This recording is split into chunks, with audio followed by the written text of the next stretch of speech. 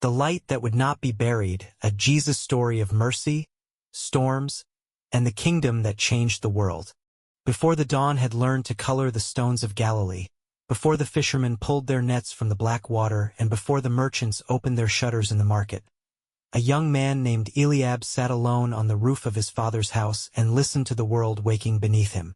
He was 24 years old enough to have buried his mother, old enough to have watched debt swallow the family olive press, old enough to know that men who spoke of righteousness often measured it with coins. He had copied scrolls for synagogue teachers since he was a boy, and because his hand was steady and his memory sharp, people called him blessed. But Eliab knew better. A steady hand could write holy words while the heart beneath it stayed dry as desert dust. His father, Abner, had once been a kind man. Grief and taxes had changed him. He now rose before sunrise, counted the jars of oil, cursed the Romans, cursed the tax collectors, and sometimes cursed God in a whisper he thought no one heard. Eliab did hear. He heard everything. He heard neighbors arguing over boundaries in the fields. He heard widows bargaining for bread. He heard soldiers laughing outside the wine house.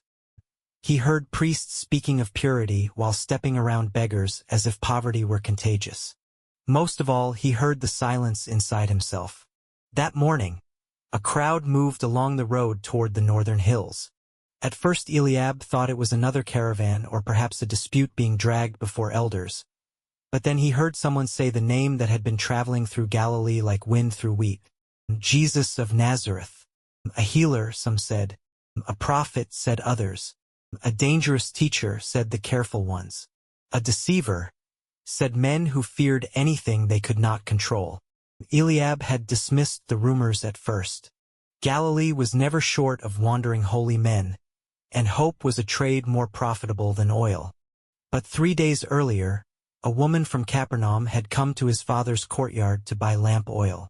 Her son had been sick for weeks, burning with fever until his eyes rolled back like stones sinking in water.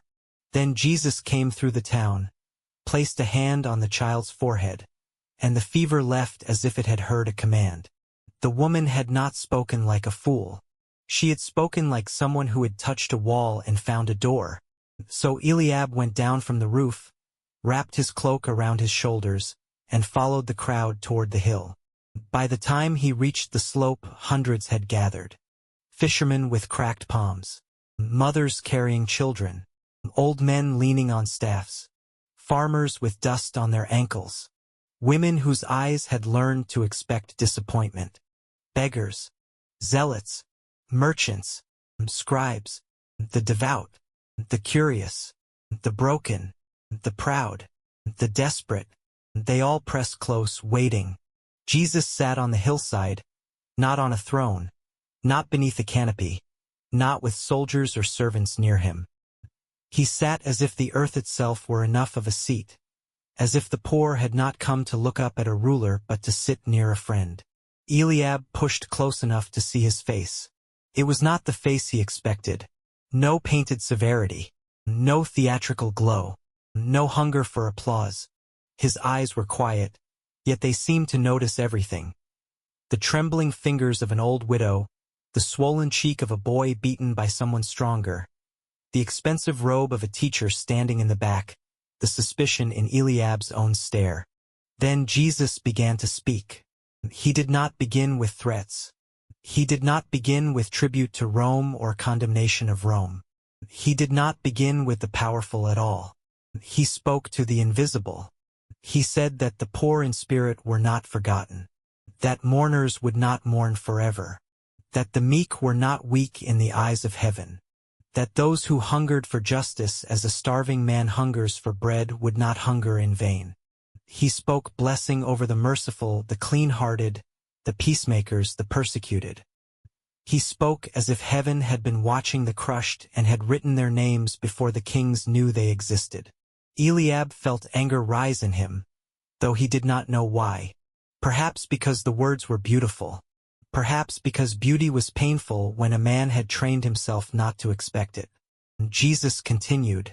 He called the people salt. He called them light. Not the priests alone, not the wealthy alone, not the men with scrolls and rings and seats of honor. These weary, sunburned, frightened people were to shine. A lamp was not made to hide under a basket. A town on a hill did not apologize for being seen. Then the teacher's voice grew sharper, though not cruel. He spoke of anger as murder growing in the hidden chambers of the heart. He spoke of lust as betrayal before the hand ever acted. He spoke of reconciliation before worship, of honest speech without manipulative oaths, of generosity that did not perform itself for applause. He spoke of enemies, and there the crowd stirred. Love your enemies. The words moved through the crowd like a blade drawn slowly from a sheath.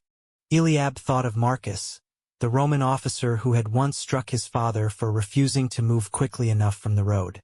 He thought of Joram, the tax collector who had taken their best jar of oil and called it arrears.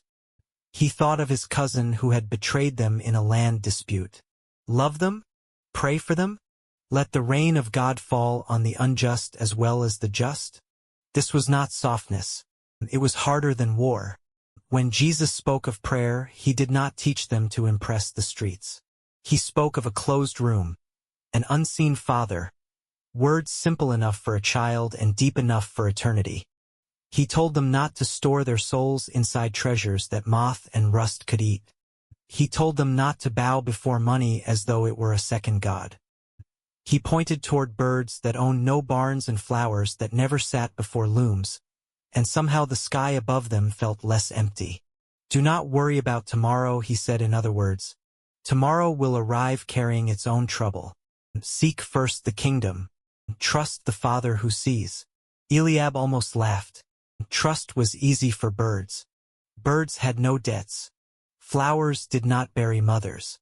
But then Jesus spoke of judging others.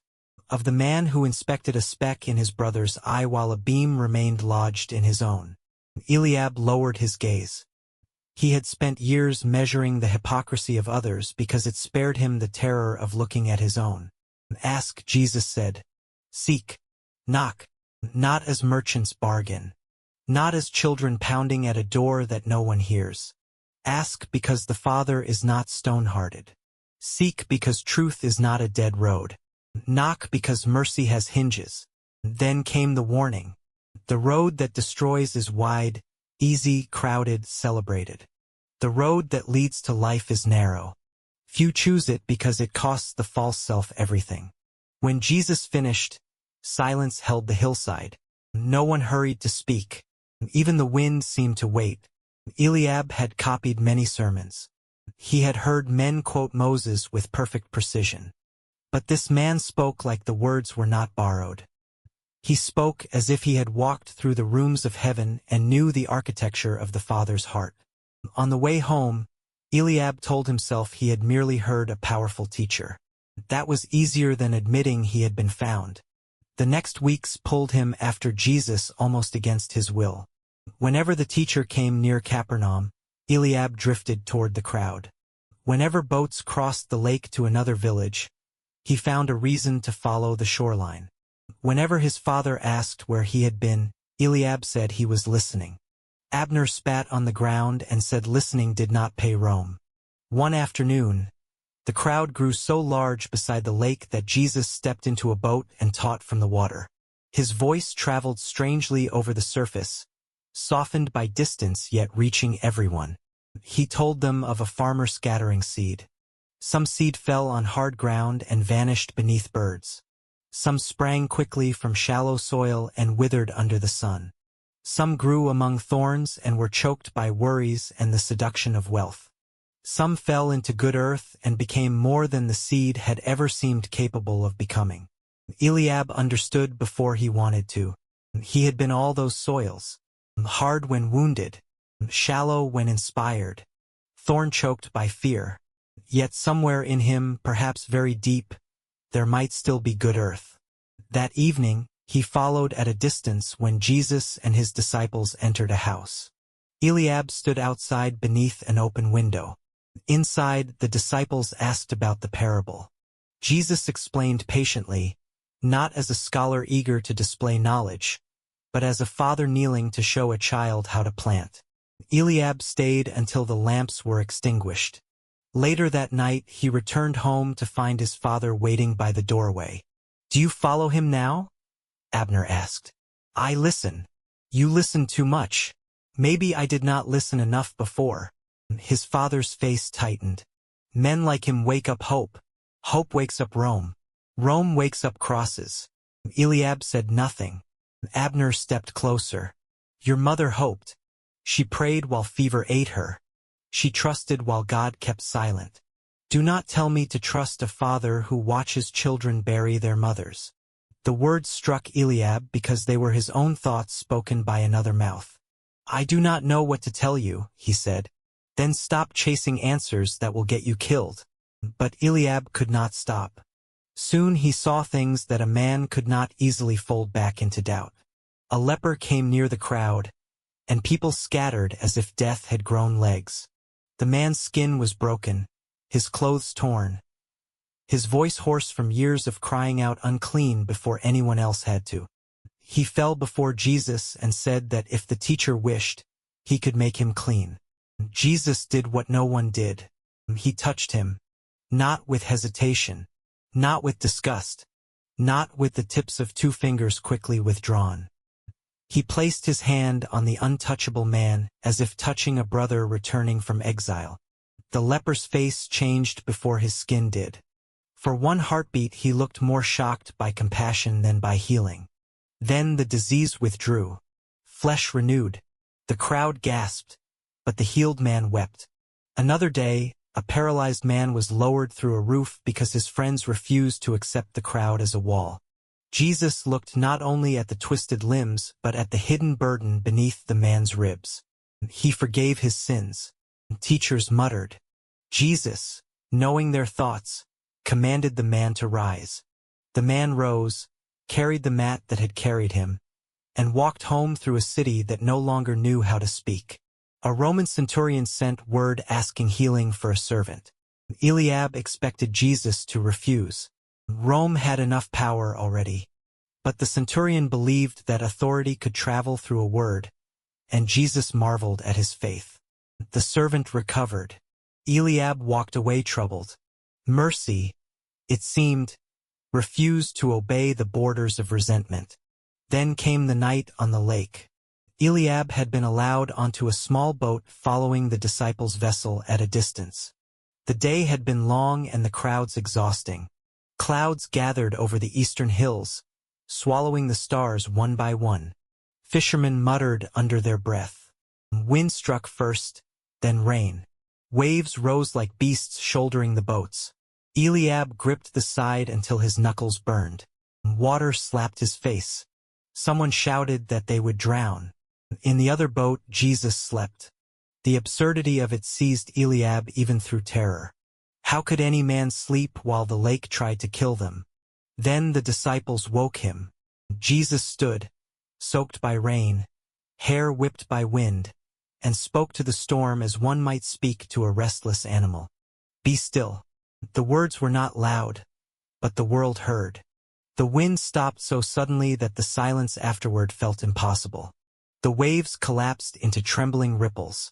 Clouds tore open above them, revealing a few pale stars. The men in the boats stared not at the water but at him. Eliab's fear changed shape. The storm had frightened him less than the calm. Who was this man? That wind and water recognized his voice? After that night, Eliab no longer called him only teacher in the privacy of his mind. He did not yet know what name was large enough, but teacher had become too small. The crowds grew. So did the resistance. Some Pharisees followed Jesus with eyes sharpened into hooks. They asked why his disciples plucked grain on the Sabbath, why they ate with hands not washed according to tradition, why he healed when rules preferred waiting, why he sat with tax collectors and sinners as if holiness could survive at such tables. Jesus answered in ways that unsettled everyone. The Sabbath had not been given to crush mercy.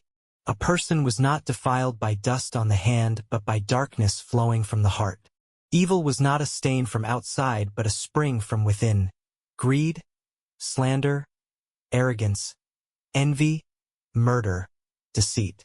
Eliab saw men who had spent years washing cups grow pale when told their hearts needed cleansing more than their vessels. Yet Jesus did not despise them. That was what made his rebukes heavier. He was angry the way a surgeon is angry at a poison killing the patient. He cut to heal. Once, in the synagogue, a man with a shriveled hand stood before them. The watchers waited to accuse. Jesus asked whether the holy day was for doing good or doing harm, for saving life or protecting appearances. The silence of the room accused itself. Then he told the man to stretch out his hand. The hand opened. So did hatred. The leaders began whispering more openly after that. Eliab carried those whispers home. His father heard them too. "I told you," Abner said. "Rome kills rebels. Priests kill prophets. Stay away." But Eliab had seen the shriveled hand unfold like a flower in spring. He had seen a child with fever laugh again. He had seen a storm obey. A man cannot unsee such things just because fear counsels wisdom. One day Jesus withdrew toward the region of Tyre, but even their need found him. A foreign woman came begging for her daughter, tormented by an unclean spirit. Some would have dismissed her by birth alone. Jesus' words at first seemed to test the boundaries of her faith, and she answered with a humility fierce enough to break through every barrier. Her daughter was freed. Eliab watched from the edge of the courtyard and learned that faith sometimes kneels without becoming small. Another day they brought a man who could not hear and could barely speak. Jesus led him away from the crowd. Not every miracle, Eliab realized, was meant for spectacle. Some mercy was private. Jesus touched the man's ears and tongue, looked toward heaven, sighed as if carrying the weight of every silence the man had endured, and commanded him to be opened. The man heard the first sound of his restored life. He wept at the noise of his own name. There were other healings, too many to count, too many to deny. Yet Jesus never seemed intoxicated by power. He often slipped away before praise could build him a throne. He prayed in lonely places. He touched children. He noticed widows. He allowed sinners to come near enough to be changed. Eliab began to understand that Jesus did not perform wonders to gather admiration. He performed them because the kingdom he preached was not merely words. It was the world beginning to remember what it had been created to be. But not everyone wanted such remembering. In a village near the lake, a wealthy young ruler ran to Jesus and fell before him. He asked what he must do to inherit eternal life. His robe was clean, his reputation cleaner. He had kept the commandments since youth, and Eliab admired him. Here, he thought, was the sort of man the kingdom would surely welcome first. Jesus looked at him with love. That look came before the wound. One thing remained. The man was to sell what possessed him, give to the poor, and follow. The young man's face fell. He walked away sorrowful, not because Jesus hated him, but because Jesus had named his chains. Eliab felt the blow as if it had landed on his own chest. He owned little, yet he clutched many things: bitterness, intelligence, reputation, fear of his father's grief, the secret pride of being wounded. A poor man could still be rich in chains. Later, the disciples argued about greatness. Jesus set a child among them and made the child a living sermon. If they wanted to enter the kingdom, they must become lowly enough to receive it. If they wanted to be first, they must become servants. If they wanted to follow him, they must carry a cross. A cross. The word moved like a shadow. Everyone knew what crosses were for. Rome planted them beside roads so rebellion could rot in public. Jesus did not use the word lightly. He was not inviting men into comfort. He was calling them to die before death could threaten them. Eliab wondered whether he would ever be brave enough. The question followed him to Jericho, where a blind beggar named Bartimaeus sat by the roadside. When the beggar heard that Jesus was passing, he cried out for mercy. People told him to be quiet. Important men were passing. Holy men were passing. Crowds have a way of becoming walls around those who need mercy most. But Bartimaeus shouted louder. Jesus stopped. That was the moment Eliab never forgot. Not the healing first, but the stopping. The son of David, surrounded by noise, halted for a blind beggar everyone else tried to silence. "What do you want me to do for you?" Jesus asked. The answer was simple. He wanted to see, and he did. Eliab watched the first light enter Bartimaeus' eyes. The beggar did not run home to hide his miracle. He followed Jesus along the road. Sight had become a summons. From there the road bent toward Jerusalem. The closer they came, the heavier Jesus seemed. Crowds still gathered. Children still ran beside him. The sick still reached. Yet his eyes often traveled ahead toward something no one else could see. He spoke more often of suffering, betrayal, death, and rising again. The disciples did not understand. Perhaps they refused to. Eliab understood even less, but dread walked beside him. Before entering the city, Jesus sent for a young donkey.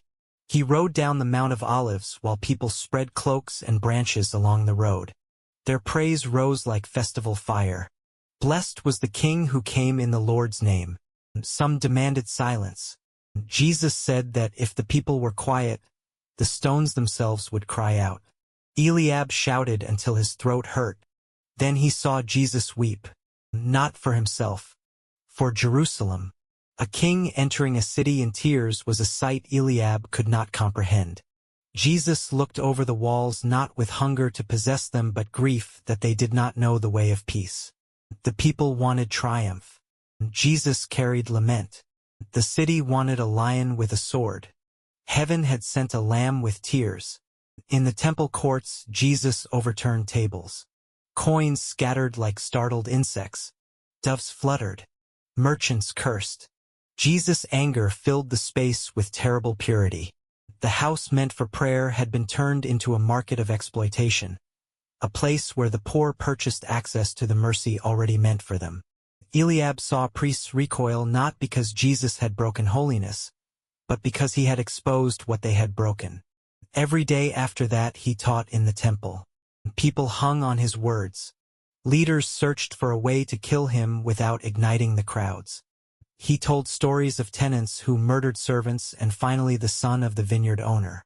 He spoke of wedding banquets refused by the invited and opened to the forgotten. He warned of lamps without oil, servants who buried their entrusted treasure, nations gathered before the Son of Man, and the terrible revelation that whatever is done or not done to the hungry, the thirsty, the stranger, the naked, the sick, and the imprisoned is done or not done to him. That teaching shattered Eliab. He had spent years looking for God in scrolls, sacrifices, arguments, purity, and national longing. Jesus pointed to the hungry man by the gate and said, "In effect, do not step over me." One afternoon, Jesus watched the temple treasury. Rich men gave loudly without making themselves poorer. A widow came, thin as a reed, and placed 2 small coins into the offering. Others barely noticed. Jesus did. He said she had given more than all of them because they gave from overflow while she gave from her poverty. Eliab thought of his mother. He remembered her saving the smallest heel of bread for a neighbor's child while fever had already begun to hollow her cheeks. For the first time in years, the memory did not only hurt, it shone. That night he returned to his lodging and found his father waiting there. Abner had come to Jerusalem for Passover. He looked older than he had weeks before. Dust lined his beard. His anger seemed tired. "You are still with him," he said. "Yes. They will kill him." Eliab had no answer. His father sat on the edge of the mat. "I listened today from the back of the court." He spoke of the widow. Eliab turned. "Your mother was like that," Abner said. "Always giving what we needed. I hated her for it sometimes. Then I hated God for taking her. Then I hated everyone because hate was easier than missing her." The confession left the room trembling. Eliab sat beside him. For a while neither spoke. Finally Abner whispered, "If this Jesus is from God, why does he walk toward death?" Eliab looked toward the dark window, toward the city that did not sleep. "I think," he said slowly, "because we are there. Passover came like a storm hidden inside a feast. Rumors moved through the city. Judas, one of the 12, had been seen slipping away to the authorities. Soldiers were restless. Priests whispered. The air felt stretched thin. Jesus ate with his disciples in an upper room. Eliab was not inside, but later John told him fragments in a voice broken by memory. Jesus had washed their feet like a servant. He had taken bread and wine and spoken of his body and blood. He had warned of betrayal. He had told them to love one another. He had promised that sorrow would not have the last word, though sorrow was already at the door. After supper, Jesus went to a garden called Gethsemane. Eliab followed at a distance, as did a few others. The moon hung pale behind olive branches. Jesus moved ahead to pray. What Eliab heard that night never left him. Not the words exactly, but the anguish. The teacher who calmed storms now trembled beneath a storm within. He asked the Father if the cup might pass, yet surrendered himself to the Father's will. Eliab had thought courage meant not fearing. In the garden he learned that courage meant obedience while fear sweated blood. Then torches came. Judas approached with a kiss. Soldiers seized Jesus. One disciple struck with a sword, but Jesus stopped him.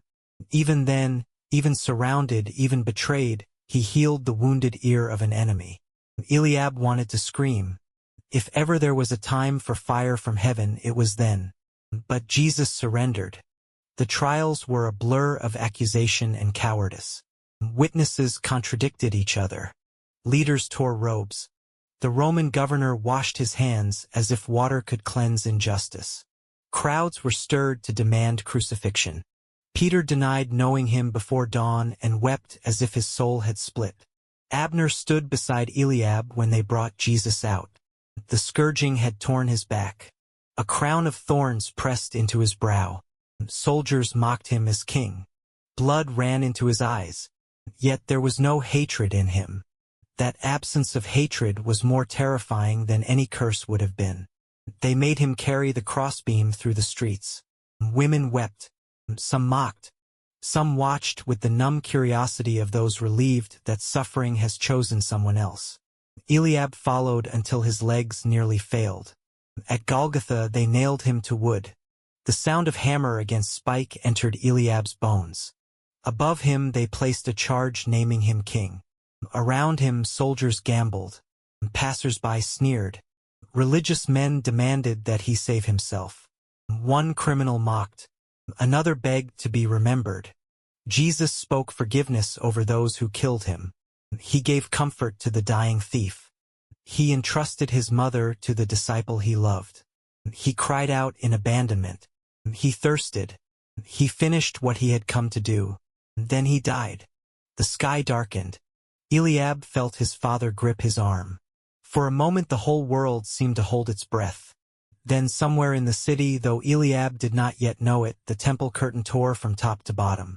A Roman centurion stared at the dead man and spoke with awe. Eliab fell to his knees. He had thought the worst sound in the world was a hammer driving nails through flesh. He was wrong. The worst sound was the silence after hope died. They buried Jesus before the Sabbath in a tomb belonging to a man named Joseph. A stone sealed the entrance. Guards watched. The disciples scattered into locked rooms, their courage buried with him. Eliab and Abner stayed in Jerusalem. Neither knew why. On the Sabbath they spoke little. Abner sat with his head in his hands. Eliab stared at the wall until lamplight became dawnless. He healed others, Abner said once. I know. He raised the dead. I know. Then why not himself? Eliab closed his eyes. Maybe he chose not to come down. The words were unbearable because they were true. Before sunrise on the first day of the week, women went to the tomb. They returned running. At first no one believed them. Grief can make the living cruel to those who bring impossible joy. The stone was moved, they said. The body gone. Angels had spoken. He was alive. Alive. The word was too large for the room. Peter and John ran. Eliab followed, though no one had invited him. The tomb stood open. The guards were gone. The grave cloths lay inside, not torn, not stolen in haste, but folded with a strange order that made robbery seem ridiculous. The tomb was empty, yet emptiness alone was not proof. It was a question. The answer came that evening. The disciples were gathered behind locked doors. Eliab had come with Abner to bring bread, but had been pulled inside by John. Fear filled the room. Every sound outside seemed like soldiers. Then Jesus stood among them. No door opened. No footstep announced him. He was simply there. The room stopped breathing. His wounds were visible, not erased, transfigured. The marks of hatred had become the testimony of love. He spoke peace, not accusation. Peace to those who fled. Peace to those who denied. Peace to those who hid. Peace to those who had failed him most. Abner made a sound like a wounded animal and fell forward. Eliab could not move. Jesus looked at them both. And in that gaze Eliab felt the hillside, the storm, the leper's tears, the widow's coins, the garden, the cross, and the empty tomb gather into one truth too bright to hold. Death had done its worst and discovered it was not Lord. Over the next days Jesus appeared again and again, not as a ghost fading from grief, but as a living presence who ate with them, taught them, restored them. Thomas touched wounds and believed. Peter, who had denied him 3 times, was asked 3 times whether he loved him, and with each answer shame loosened its grip. Eliab watched Peter weep again, but this time his tears watered a future. Jesus spoke of the kingdom still. He opened the scriptures until old words burned with new fire. He did not call them to hide in private wonder. He sent them. They were to carry forgiveness, mercy, repentance, healing, and witness to the ends of the earth. The light was not to be buried. The seed was not to remain in a pouch. The lamp was not to go under the bowl. One morning, on a hill outside the city, Jesus lifted his hands and blessed them. Eliab stood beside his father, both changed beyond explaining. The risen Lord spoke as one whose authority embraced heaven and earth, yet his eyes remained the same eyes that had stopped for Bartimaeus and wept over Jerusalem. Then he was taken from their sight. The sky closed around him, but his absence was not emptiness. It was commission. Days later, when the Spirit came upon the gathered believers like wind and fire, Eliab understood at last what Jesus had told Nicodemus about birth from above. Men who had hidden behind locked doors stepped into the streets with courage no prison could manufacture. Peter preached. People from many nations heard. Hearts were pierced. The seed scattered. Eliab returned to Galilee with Abner for a time. The house felt different. The debts had not vanished. Rome still ruled. Men still argued in the market. Widows still needed bread. Storms still rose on the lake. But the silence inside him was gone. He began copying scrolls again, but now he also fed travelers who had no coins. Abner reopened the olive press and set aside a jar each week for the poor.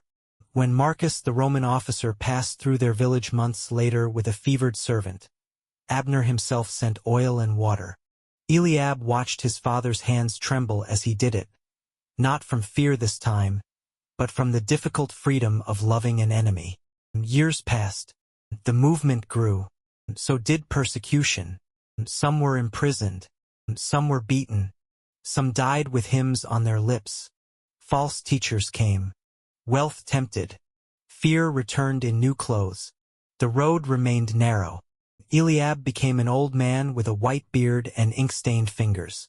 Children came to hear him tell of the days when the light walked the dust of Galilee. They always asked about the miracles first. Did he truly calm the storm? Did the blind truly see? Did the dead truly rise? Eliab would smile. Yes, he would say. But listen carefully. The greatest miracle was not only that storms obeyed him. It was that frightened men learned peace. Not only that blind eyes opened, but that proud hearts learned to see. Not only that bread multiplied, but that selfish hands learned to give. Not only that he walked out of the tomb, but that he walked into us and made dead souls alive. Sometimes a child would ask whether Jesus looked like a king. Eliab would look toward the doorway, where sunlight fell across the floor. "He looked like mercy with dust on his feet," he would answer. "He looked like truth that was not afraid of wounds. He looked like the Father coming near enough for sinners to touch him."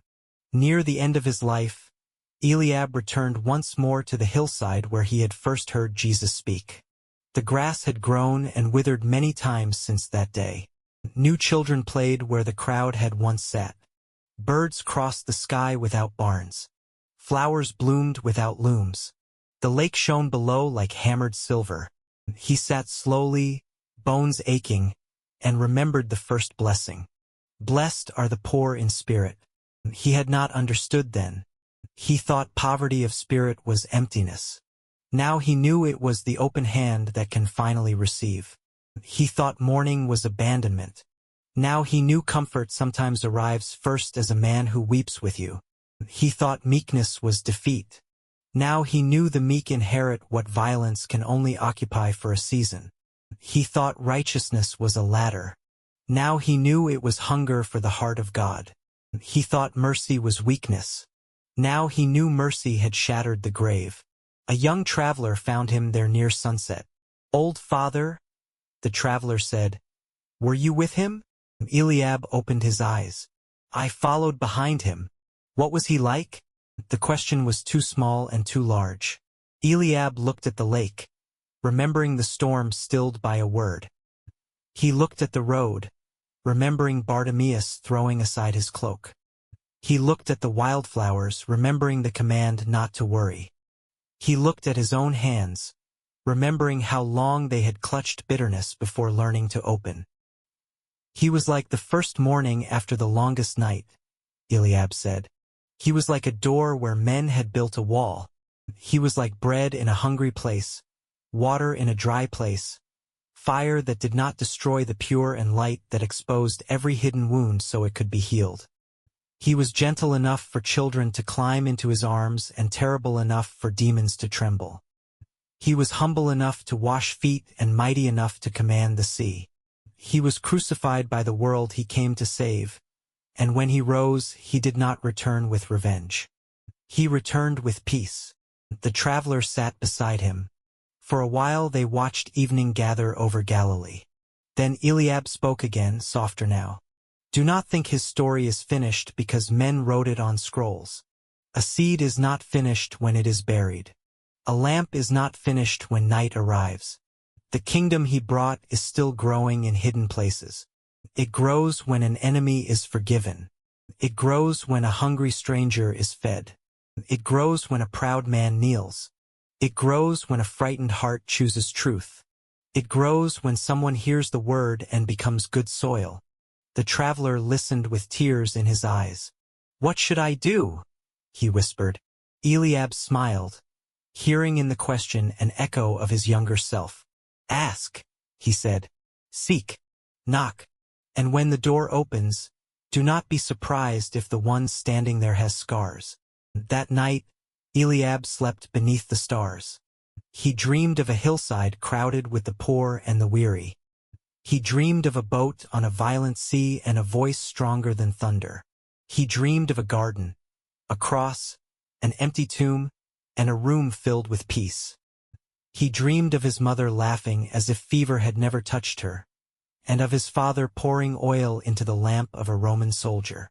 Then he saw Jesus, not far away, not fading, near. The Lord's face was bright, but not the cold brightness of distant stars. It was the brightness of a home with every lamp lit for the returning child. Eliab wanted to speak, to confess all over again, to thank him for every mercy, every wound healed, every storm stilled, every hard truth that had broken him open. But Jesus spoke first. "Come," he said, and Eliab, who had once followed from the edge of a crowd, rose at last and went forward without fear. For the light that walked among men was not buried. The light had entered the world, entered the grave, entered the hearts of the broken, and still shines. and the darkness has never overcome it.